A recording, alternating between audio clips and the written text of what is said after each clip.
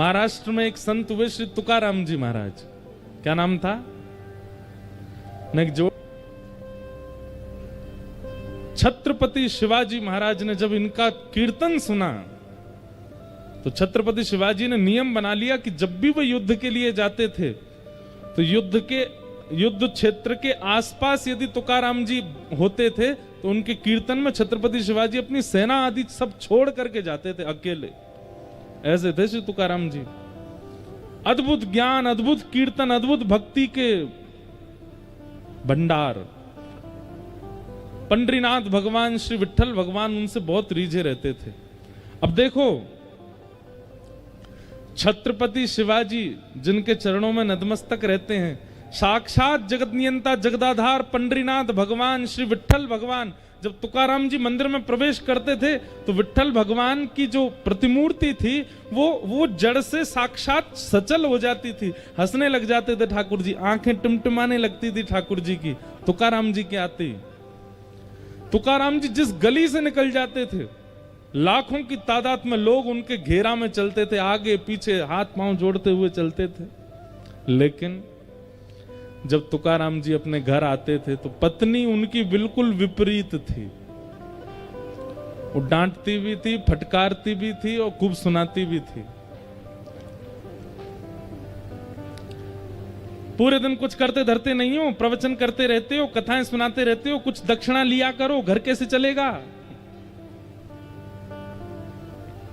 सोचो, छत्रपति शिवाजी महाराज का आज अगर नाम महाराष्ट्र की भूमि पर ले लिया जाए तो लोगों के रोंगटे खड़े हो जाते हैं। आज भी उन शिवाजी महाराज, वो शिवाजी महाराज तुकाराम जी के सामने नतमस्तक होकर बैठते थे और उनकी ये स्थिति थी अपने ही घर में। पत्नी उनको ज्यादा कुछ करती नहीं। लो, ये गन्ने, खूब सारे गन्ने दे दिए, इनको बेच के आओ और उसका जो पैसा मिलेगा लाके मुझको देना। घर चलाना आता नहीं है, बस पूरे दिन कथा प्रवचन करते रहते हो, जाओ चलो। तुकाराम जी निकल गए गन्ने लेके। रास्ते में छोटे छोटे बच्चे, अब उस समय पर ये टॉफी तो होती नहीं थी, वो एक बुढ़िया के बाल खाते हैं बच्चे, गांव में आज भी घूमते हैं लोग, वो तो होते नहीं थे। या ये चूरन चटनी आजकल जो बच्चे खाते हैं अपनी जीभ के सुख के लिए, ये सब पहले तो होता नहीं था। पहले तो आम होते थे, सेब होते, गन्ना होते, इनसे ही स्वाद लेते बच्चे। तुकाराम जी गन्ना लेकर के जा रहे अपने कंधे पर खूब सारे, इतने में बच्चे पीछे पड़ गए, गन्ना दे दो, गन्ना दे दो। तुकाराम जी महाराज बड़े बेचारे भावुक हो गए। अरे आओ आओ आओ, ये लो तुम्हारे लिए, तुम्हारे। सब बच्चों को बांट दिए, सारे गन्ने बांट दिए, एक बच्चा।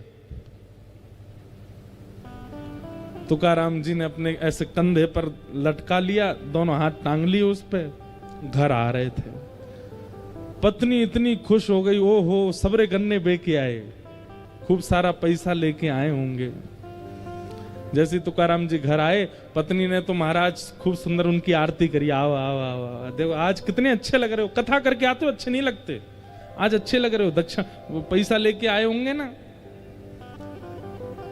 बताओ कितने रुपए में बेका सब? तुकाराम जी बोले, देवी मैं तो गया बेचने ही था, तो मार्ग में बहुत सारे बच्चे मिल गए, मैं तो बांट आया सब में, और ये एक मैं इसलिए बचा के लाया था कि भाई तुम भी हो मैं भी हूं, हम दोनों भी तो खाएंगे। पर मैं ये सोच रहा हूं कि हम खाने वाले दो, गन्ना तो एक ही है, अब हम दोनों में कौन खाएगा इसको? दो होते तो बात और अच्छी बन जाती। पत्नी को आया गुस्सा, अपने दांत कटकटाने लगी, बोले रुक जाओ मैं बताती हूँ तुमको। बांट आए बच्चों में और गन्ना पकड़ करके एक दिया उनके कमर पे, सोई गन्ना टूट गया, दो हो गए। तुकाराम जी बोले, वाह वाह वाह, जय हो विठ्ठल भगवान, आपने तो ऐसी बुद्धिमान पत्नी मुझको दी है, बताओ इसने दो कर दिए, ले एक तू खा एक मैं खाऊंगा। इतनी अनुकूलता में रहते थे, उनको पीड़ा का अनुभव होता ही नहीं था। आज का पति होता क्या करता? ऐसे व्यवहार की पत्नी मिल जाए तो, या ऐसे व्यवहार का पति मिल जाए तो आज के लोग नहीं सहन कर पाएंगे। लेकिन तुकाराम जी पर कोई प्रभाव नहीं पड़ता था उस बात का। अब इसका उत्तर क्या है, क्यों नहीं पढ़ता था? तो अभी सीधी बात तो ये है कि तुकाराम जी भगवान के भक्त हैं इसलिए उनको लेकिन ऐसे नहीं ना, कोई बात ऐसी बताई जाए जिससे ये प्रमाणित हो जाए कि तुकाराम जी को प्रभाव नहीं होता था। एक बार तुकाराम जी के गांव का एक नया बालक था, उसकी शादी के लिए पूरा परिवार पीछे पड़ रहा था, तू शादी कर शादी कर। उसने एक ही शर्त रखी, बोले हमारे गांव के तुकाराम जी अगर बोल देंगे कि शादी कर तो करूंगा। क्यों? क्योंकि उनकी पत्नी इतनी विपरीत है, वो कभी कहेंगे ही नहीं। भाई जो स्वयं जला हुआ होगा वो दूसरे को सावधान करेगा ना। तुकाराम जी कभी नहीं बोलेंगे मुझसे कि तू ब्याह कर, इसलिए तुकाराम जी अगर कहेंगे तो मैं ब्याह करूंगा। घर वाले बेचारे डर के मारे नहीं जाते थे, क्योंकि तुकाराम जी को मना ही करना है। सबको यही लगता है तुकाराम जी मना कर देंगे, वो खुद बेचारे इतने कष्ट भोग रहे हैं। लेकिन जब अति हो गई तो घर के लोग बोले चल तुकाराम जी के पास चल, उनसे बुलवा। तो बालक गया और तुकाराम जी से जाके बोला मेरे घर के परिवार के सब लोग पीछे पड़ रहे हैं और सब लोग मुझसे कह रहे हैं कि आप ब्याह कर लो, पर मैंने सबसे कहा है कि आप कहेंगे तो ही मैं ब्याह करूंगा।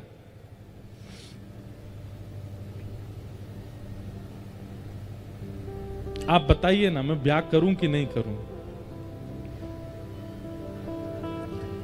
घर के सब लोग बैठे थे, सब घबरा रहे थे, बोले ये मना कर देंगे तो ये तो बिल्कुल ही नहीं करेगा।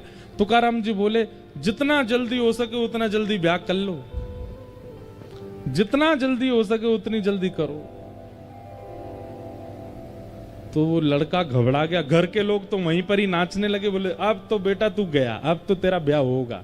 तो तुकाराम जी बोल दिए, घर के लोग चले गए। तो वो अब तुकाराम जी के पास बैठा बोला आप साधक प्रवृत्ति के व्यक्ति नहीं है। अरे जब पता है कि मार्ग में हमने कष्ट भोगा तो दूसरों को सावधान करना चाहिए। आप खुद इतनी पीड़ा में रहते हैं, पत्नी आपकी मार तक देती है सबके आगे, और आप मुझसे कह रहे हैं कि मैं भी ब्याह कर लूं? क्यों?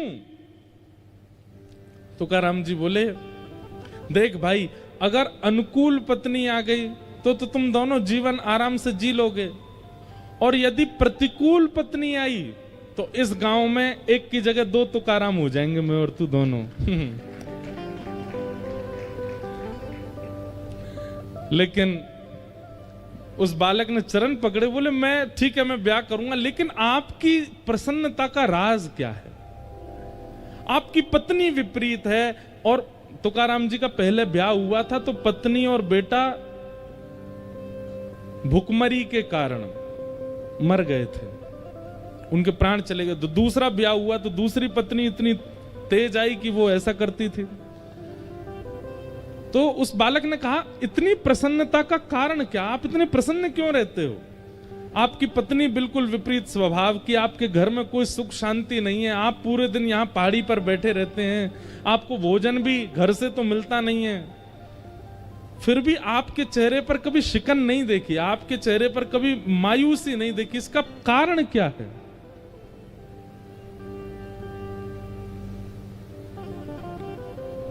संतों का उत्तर देने का तरीका बड़ा विचित्र होता है। तुकाराम जी बोले मैं अपनी तो तुझे बाद में बताऊंगा, लेकिन तेरी माथे की रेखा मैंने देखी और मुझे कुछ पता चला है, मैं तुझे बता दूं? बालक बोला बताओ। बोले अगले 7 दिन में तेरी मृत्यु हो जाएगी, तू मरने वाला है। बालक घबरा गया, बोले ये क्या कह रहे हैं आप? बोले मैं सही कह रहा हूं, तेरे पास केवल 7 दिन बचे, अपना समय व्यर्थ मत गवा। जितनों से तेने लड़ाइयां कर ली हैं सबसे क्षमा मांग ले, सब कुछ व्यवस्थित कर ले, और भाई तेरे पास 7 दिन बचे हैं, अपना जीवन जितना हो सके इन 7 दिनों में व्यवस्थित कर लियो, कभी भी प्राण चले जाएंगे 7वें दिन। अपना प्रश्न तो सब भूल गया। वो लड़का दौड़ा, रात में जाकर के स्नान किया, माता पिता को प्रणाम किया, बहनों को गले से लगावे, भाइयों को हृदय से लगावे, जितनों से उसकी बैर थे सबके पास गया, बोले भैया मुझे क्षमा कर दो, मैंने तुमसे बैर किया। सब लोग कहते ये हो क्या गया, किसी को बताता था नहीं कि क्या होने वाला उसके साथ। अब स्थिति ये हो गई कि घर में मां भोजन बनाती है दाल में नमक नहीं पड़ा खा लेता है चुपचाप, कहता नहीं है। पहले इतना टोकता था इसमें नींबू डालो, नमक डालो, मिर्च डालो, अब जैसा मिल जाता है पा लेता है। उसके भाई बंधु कभी लड़ने आ जाते हैं तो सबके आगे क्षमा मांग लेता है, बोले भैया तुमको जो चाहिए ले जाओ, मुझसे लड़ो मत। कभी उसको बहुत कोई स्नेह देता तो भी उस पर फर्क नहीं पड़ता, कोई उसको बहुत कष्ट देता गया, बोले नाथ दिन है, अब बताइए मेरे प्राण कब निकलेंगे और मैं क्या करूं अब। तुकाराम जी बोले एक बात बता, पिछले 7 दिनों में तुझसे कोई लड़ने आया? बोले आए तो थे लेकिन मुझको याद नहीं, क्योंकि मैंने दिमाग में ज्यादा लिया नहीं। लड़ने आ रहे थे भाई बंधु लोग, मैं कहता भाई लड़ो, मतलब क्या लड़ने के लिए कहां जाऊं मैं, मेरा प्राण निकलने वाले हैं। तुकाराम जी बोले पिछले 7 दिन में तेरा किसी ने बहुत सम्मान किया? बोले वो भी सम्मान भी किया, पर कहां अच्छा लग रहा था सम्मान, बस ये लग रहा था 7 दिन में प्राण चले जाएंगे, भाई क्या करूं। अच्छा एक बात बता, परसों माँ ने घर में क्या बनाया था? बोले दाल चावल। दाल में नमक वमक कैसा था? सब ठीक था। बोले कुछ याद नहीं है मुझको, जैसा बना मैंने खा लिया, मुझे तो बस यही लग रहा था प्राण जाने वाले हैं। तुकाराम जी बोले मेरी प्रसन्नता का राज यही है, मैं हर दिन को अपना अंतिम मानता हूं, मैं हर दिन को अपना अंतिम समझता हूं। कोई मुझसे लड़ने आता है तो मैं विचार करता हूं मेरे क्या पता अगले क्षण मेरे प्राण चलेगा, इससे बैर क्यों करूं। कोई मेरी बहुत प्रसन्नता करता है तो भी मैं ये विचार करता हूं कि इसकी प्रसन्नता लेके फूलूं क्यों, क्या पता अगले क्षण मेरे प्राण निकल गए तो। पत्नी मुझे मारती है, भोजन नहीं देती, या भोजन देती है तो जला हुआ दे देती है, मैं पा लेता हूं, कुछ कहता क्यों नहीं हूं, क्योंकि मुझे लगता है मेरा अंतिम क्षण हो सकता है, मेरा कोई भी समय मेरे प्राण जा सकते हैं, इसलिए मैं ये सब संसार के व्यवहार में पड़ता ही नहीं। बालक चरणों से लिपट गया, बोले भगवान आपने कृपा कर दी, आपने जीवन का सूत्र दे दिया। हम लोगों में कुभाव उत्पन्न क्यों होता है? क्योंकि हमें यह विश्वास है कि हम कल भी जीवित हैं, कल देख लेंगे। हम लोगों में सम्मान के प्रति इतनी रुचि क्यों है? क्योंकि हमें विश्वास है कि कल और मिल सकता है। सम्मान के प्रति रुचि और अपमान के प्रति क्रोध, या जितने भी विकार हमारे चित्त में आते हैं वो केवल इसलिए आते हैं क्योंकि हमें विश्वास है कि हम जीवित रहने वाले हैं।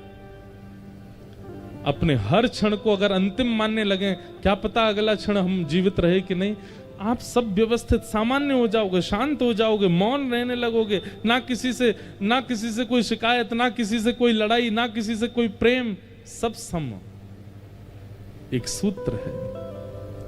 ठाकुर जी जब जीवन में आते हैं तो विपत्तियां कम नहीं होती, पर विपत्तियों का प्रभाव खत्म हो जाता है। और क्षमा करें, आप तिलक लगाते हो, कंठी पहनते हो, नाम जप करते हो, लेकिन विपत्ति, आपत्ति, संपत्ति, इनका प्रभाव दिखता है आपके ऊपर, तो आप आडंबर कर रहे हो, आप नाम जप नहीं करते।